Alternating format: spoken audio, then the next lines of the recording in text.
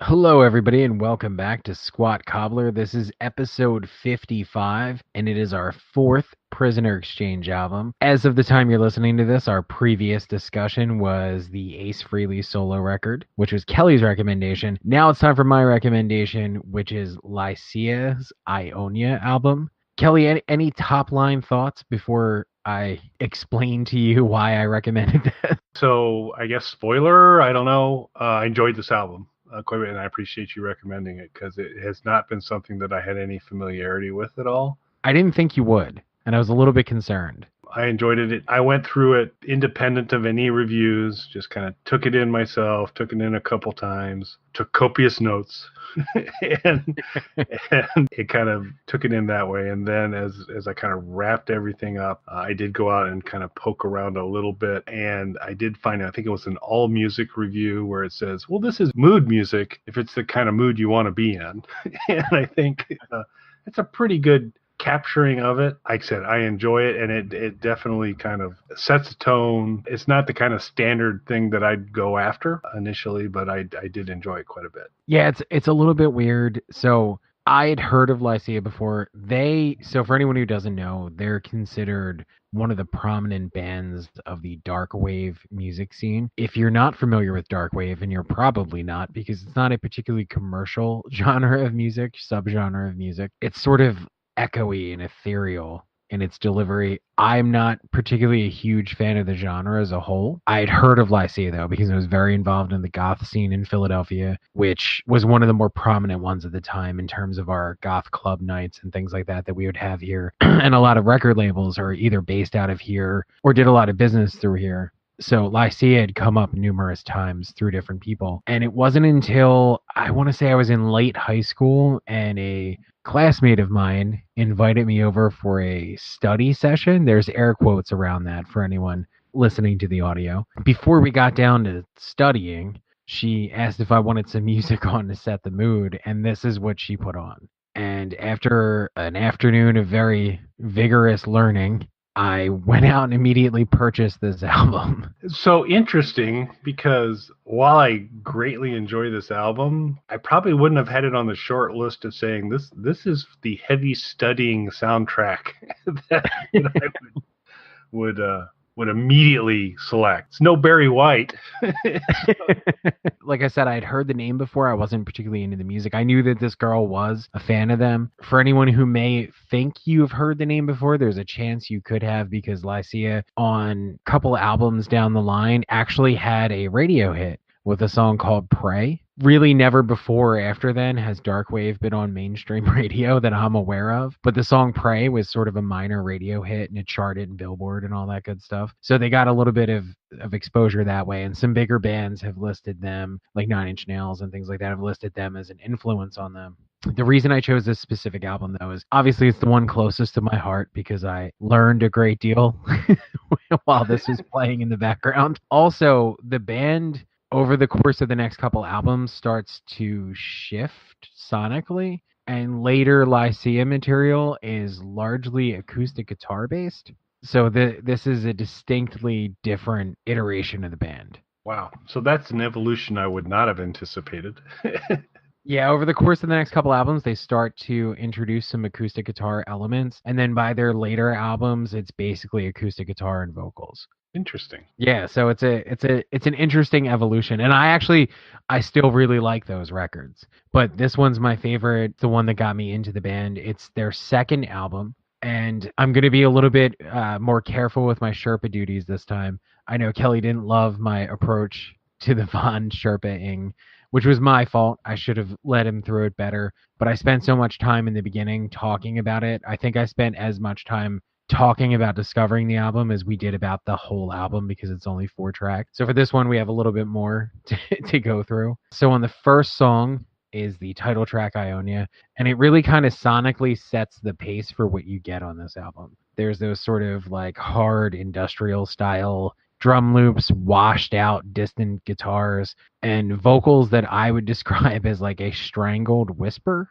What were your thoughts on this? So one of the things was the vocals, because particularly on on this track. Strangled vocals is a good way to put it, because I was, kind of my initial set of notes was like, I'd like to see those pulled out a little bit more in the mix than they are, because they're kind of embedded. They're not as crisp through there, but it's got an epic feel to it. We've mentioned on multiple ones of these shows, I'm a first song guy, and for a while in this album, this was my favorite track. I think it sets the mood. It's a really, really good song. Interestingly enough, Mike and I in past podcasts have talked about Mike fully intends to get some Alice Cooper lyrics added to his tattoo canon, has been providing excessive peer pressure to me to kind of join in the fray. And I'm a big Alice fan, but actually what I was surprised by is that this album provided a treasure trove of excellent lyric, when there are lyrics, excellent lyrical tattoo material. And I find myself in Decline in the Grip of Ionia is a pretty cool line from there. So that's the one thing, when there are a lot of this is ambient, a lot of this is instrumental, but when there are lyrics, there's some like really great moments in lyrics on that. And I thought this was good. It does absolutely set the tone, and the motif that kind of runs through this, dark but soaring at the same point on this. And I really enjoyed this song quite a bit. So going into it being kind of unfamiliar overall, when this is the first one I had a chance to consume, I was like, hey, so I'm pretty excited about this. I remember during my study session when this was initially put on and those drums kind of first hit, I wasn't sure what was going to happen. I thought something much heavier was going to come on. And then the more melodic, but distant and washed out guitars hit. And I was like, oh, this is pretty interesting. So I was like, hey, what is this? She told me what it was. And then we got down to studying, so we didn't really discuss the album any longer. A friend of mine who put on a lot of the goth club nights in Philadelphia owned a CD store. So when I left my study partner that day, I went straight to his CD store. I called him in advance and I was like, hey, do you have a copy of this album? And he was like, yeah. And I said, put it aside for me. And he's like, well, you sure you don't want the one with Prey on it? That's their better known song. So I was like, no, this one, just have it ready and you will take my money when I get there. Excellent. The second song is A Brief Glimpse. This is definitely, out of everything on the album, this is the most percussive song on the album. The main instrument, the main focal point of this is the drums, and there are string stabs that go along with the drums to create a percussive sound on their own. The guitars on this one are really just more for accent. What were your thoughts on this? So, what we've established here is there's a series of tattoos that are now basically going to be occurring across my back, I think, and so I find myself in the Grip of Ionia as the first line, and then below that from this song, the violence is so beautiful and change is good. So again, just incredibly impressive lyrics on that. I had in my notes, and the same thing to say, the most percussive and kind of driving song on this. I like Ionia better. This is a very, very good song though as well, and it does do that kind of shift as well. And I thought, again, lyrically very, very strong. This is another favorite of mine. Ionia is probably tied for my favorite on this album, but it's partially because anytime that song starts, when those drums hit, I'm immediately taken back to learning and education is paramount, which is important to you. I know that right. That's a core of your being. Right. So that brings us to the third track, which is titled November. This song introduces a little bit more strings being prominent in the mix. You heard some synth pad elements on the first two tracks, but you hear more distinct strings on this one. This song to me really makes me think of 90s movie scores, where you heard a lot of synth pads and string elements that were more electronic driven. In the 90s, this could have been the opening title for any number of shows on the Sci-Fi Channel or something along those lines in the 90s. So for me, and this was interesting because I'm a big Brian Eno fan.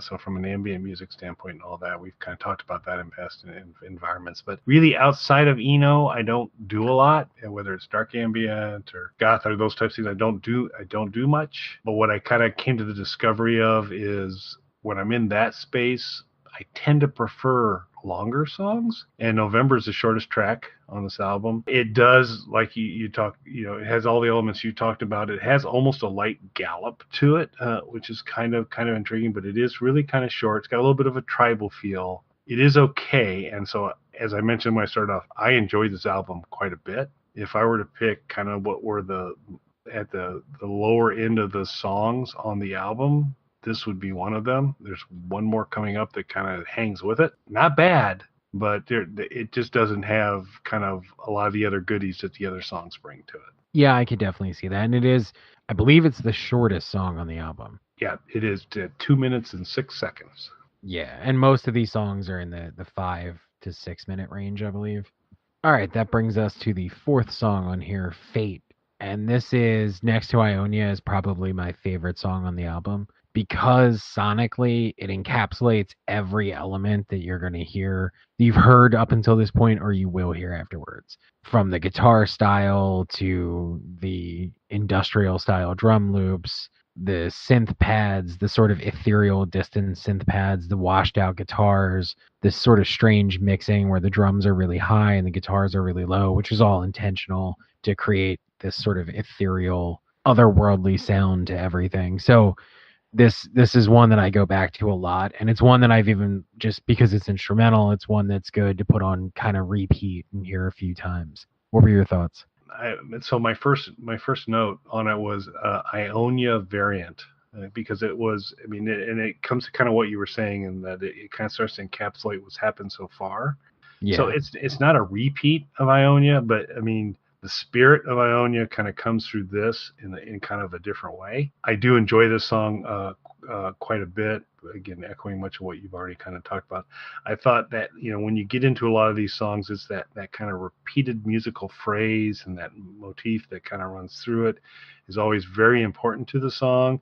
And I felt this was incredibly strong on this song. So I enjoyed this song quite a bit. I like Ionia a little bit better, and I had mentioned that first song guy, so Ionia might carry the day. My favorite's coming up still. It's not this one, but this is a very, very strong song. Interesting. I'm very curious to see what your favorite is. So that brings us to Desert. What I like about this song is it has a really long fade in, which, coming off of the instrumental Fate, I thought was a really interesting. You kind of expected the next song with vocals to kind of hit right away and keep going, and instead this has this sort of long, lazy like fade in that to me gives the song like almost this like hazy, dreamlike quality. What were your thoughts? So, we talked a little bit about the lyric, the vocal mix, and all those types of things, and not so much on delivery, but I found this song to be almost David Bowie-like in delivery, which is to me a positive. A little bit of an Eastern flavor to it. Very strong lyrics. Back to the Desert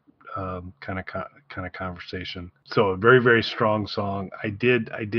It's certainly not a parody or a replication of David Bowie, but I could see hints of how he delivered some songs in the kind of Lycia kind of way, but I did get hints of that. I enjoyed the song quite a bit, and like I said, I liked its complexity and I liked its lyrics quite a bit.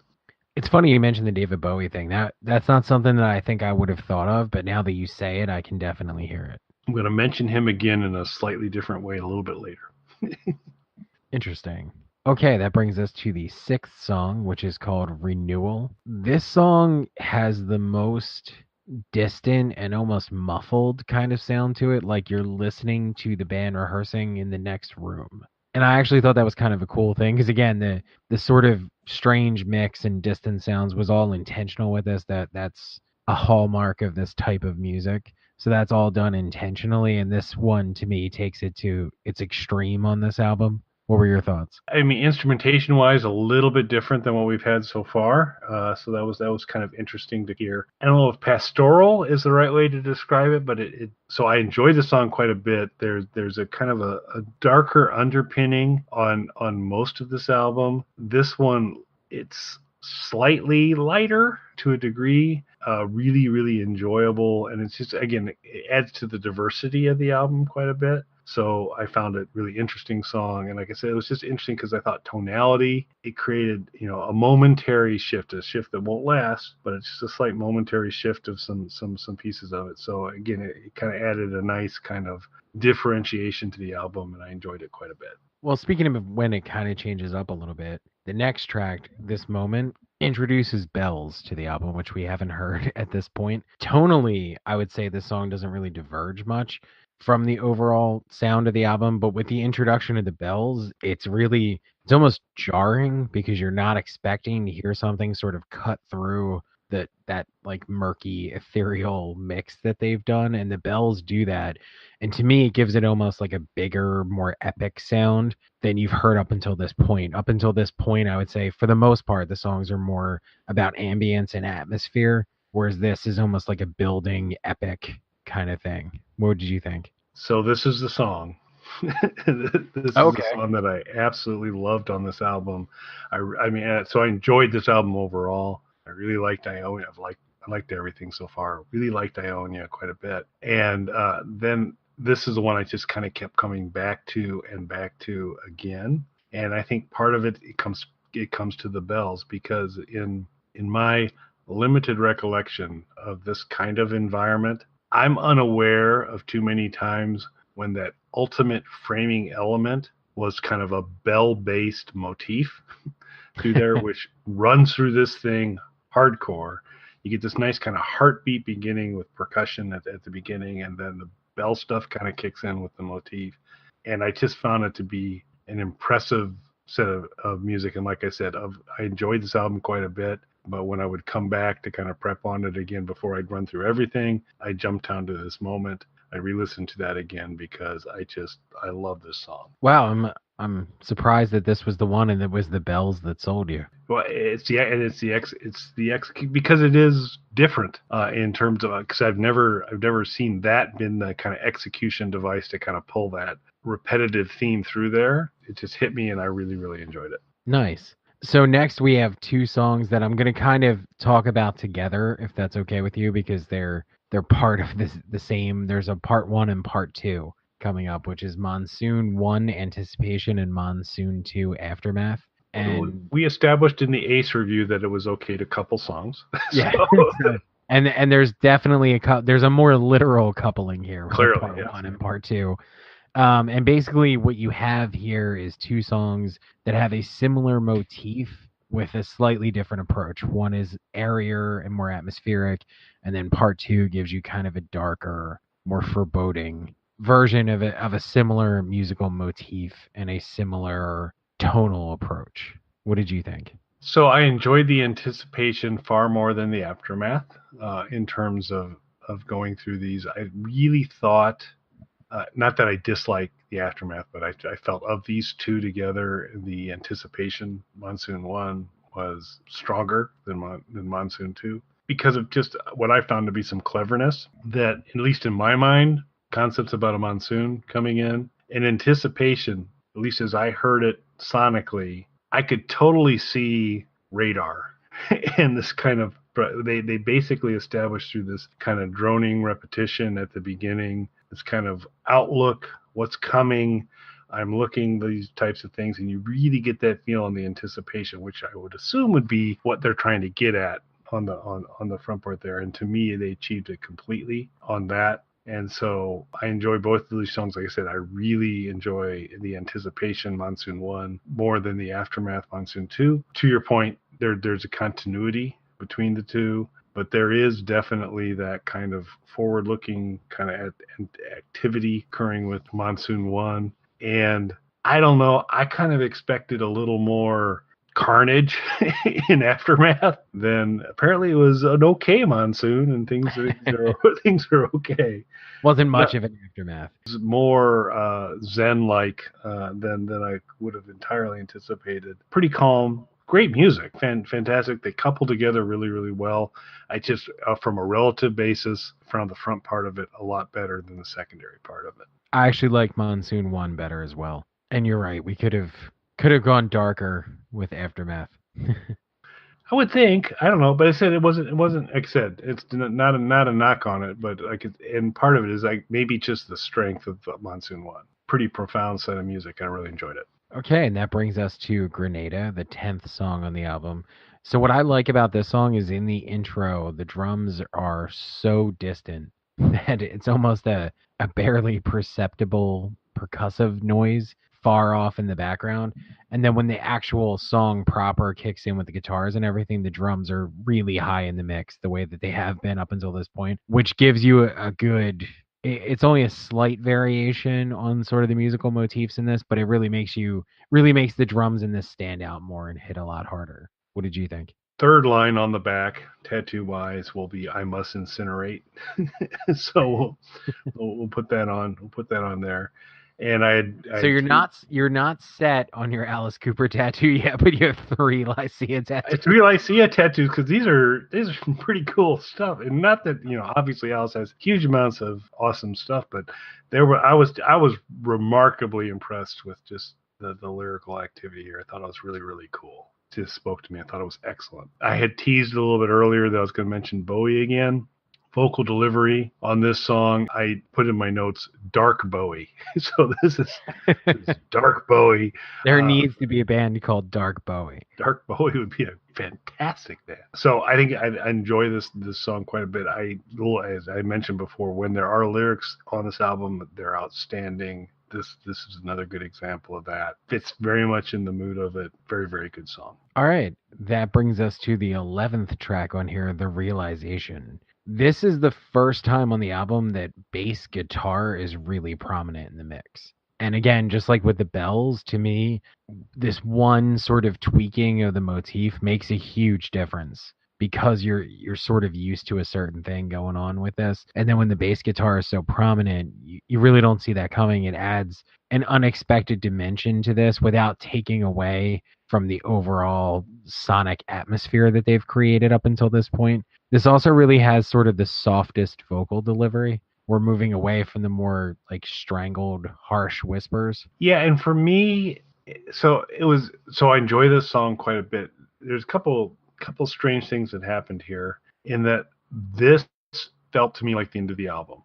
As this came in, it just really felt like closure to the album on this song, and we'll talk about the next song after. But it was interesting in terms of ordering that like I said, this felt like the close. And so on the tattoo conversation, we'll add the 4th tattoo underneath there, and then what's going to happen is there's going to be some laser removal, and we'll tack on one more here. We get to the last one, but at this point, the 4th one here, eyes firm in a weakened stare.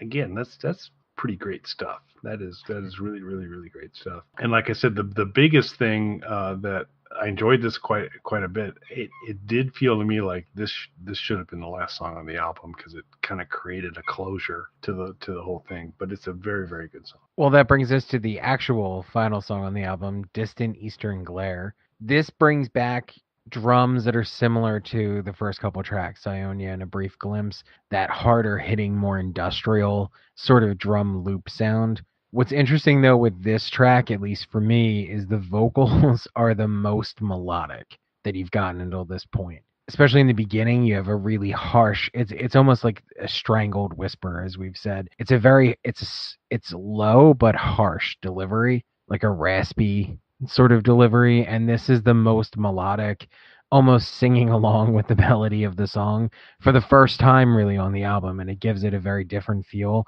And that is a little sort of taste of what's to come with the future of the band, focusing a little bit more on melody than you necessarily, whereas this is more entirely about atmosphere, this album up until this point. What did you think? So we'll go back, as we often do, to Alice, in that there are many, many times when there would be an Alice song title that you would say, this will be the greatest song ever. And I think Distant Eastern Glare is an outstanding song title. So I had high expectations going into this. This is a good song. I don't think it matches the power of its title. In terms I of can it. see that. But it is a good song. But what a fantastic title on it. And again, so I'm going to laser off all the previous Lycia lyrics. We're going to take all that off from there. And then I'm going to just go with These Hands Melt and Disengage, which, again, I think is a very, very kind of powerful set of lyrics on that. It's a very haunting song. I know it's a weirdness on my part. I would have flipped the realization and distant eastern glare on this album, just in terms of the flow. But it is, to your point, there's a difference in what happens here kind of on the vocal delivery that is not consistent with anything else that's happened, not in a bad way, but just not consistent with what's happened in the rest of the album so far. A very good song as well. Overall, just kind of a haunting, kind of interesting song, and a very reasonable way to end the album. It just, like I said, my personal preference is the realization felt like the right close. So overall, you enjoyed it then? Oh, absolutely. And like I said, I'll this moment is on high repetition on all audio devices because I love that song. But except this is something I had zero exposure to at all. I had to kind of block from my memory the backstory of this for you, Yeah, so for anybody listening to this, I did share, previous to us recording this, I did explain to Kelly how I came across this album. So that was a problem, because I had to kind of block out Mike's studying as I went. Vigorous studying. But I can see that. While I tremendously love the song, I'm really not sure that this moment is ideal study material versus, but that's just me. Well, so here's the thing. I feel like you have some homework now. Okay. Go try and study along this, and then report back to the squatties. All right. Well, we'll take that under consideration. So you heard it here first, people. Kelly's going to get a Lycia tattoo and vigorously study along to this album and report back to all of us in graphic detail what he learned. Fake news, folks. Fake news.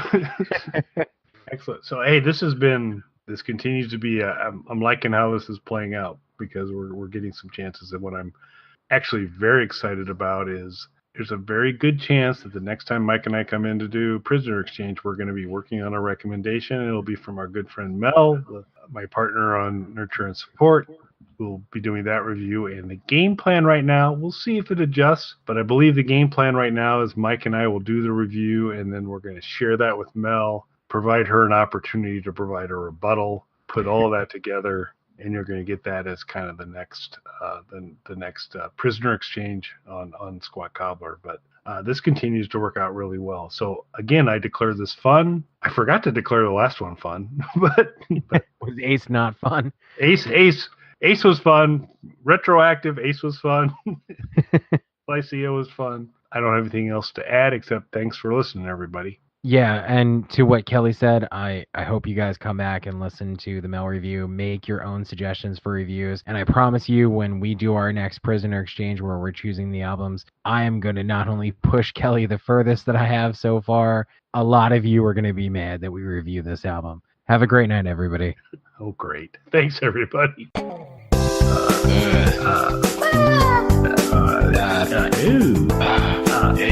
So it's